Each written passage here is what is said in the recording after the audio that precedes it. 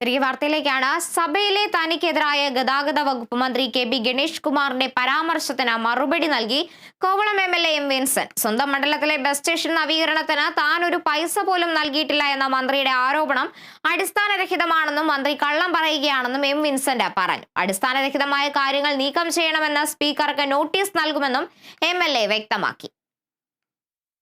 കേരള നിയമസഭയിൽ ബഹുമാനപ്പെട്ട ഗതാഗത വകുപ്പ് മന്ത്രി പച്ചക്കള്ളമാണ് പറഞ്ഞിട്ടുള്ളത്.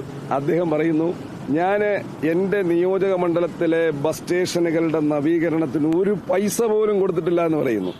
വിഴിഞ്ഞം ബസ് ഡിപ്പോ, അദ്ദേഹം പറഞ്ഞ ഒരു ബസ് ഡിപ്പോ വിഴിഞ്ഞമാണ്. ആ വിഴിഞ്ഞം ബസ് ഡിപ്പോയ്ക്ക് 14.5 ലക്ഷം രൂപ അതിന്റെ യാർഡ് കോൺക്രീറ്റ് ചെയ്യുന്നതിന് വേണ്ടി ഞാൻ കൊടുത്തതിന്റെ കളക്ടറുടെ പ്രൊസീഡിംഗ്സ് ആണ് ഞാനിപ്പോൾ നിങ്ങളെ കാണിക്കുന്നത്.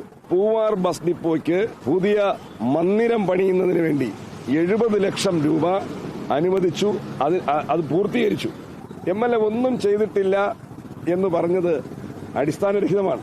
ഇത് സംബന്ധിച്ച് അദ്ദേഹം നടത്തിയിട്ടുള്ള അധിക്ഷേപകരമായ പരാമർശങ്ങൾ നീക്കം ചെയ്യണമെന്നും അടിസ്ഥാനരഹിതമായ പരാമർശങ്ങൾ നീക്കം ചെയ്യണമെന്നും സ്പീക്കർക്ക് നോട്ടീസ് കൊടുക്കാൻ പോവുകയാണ്.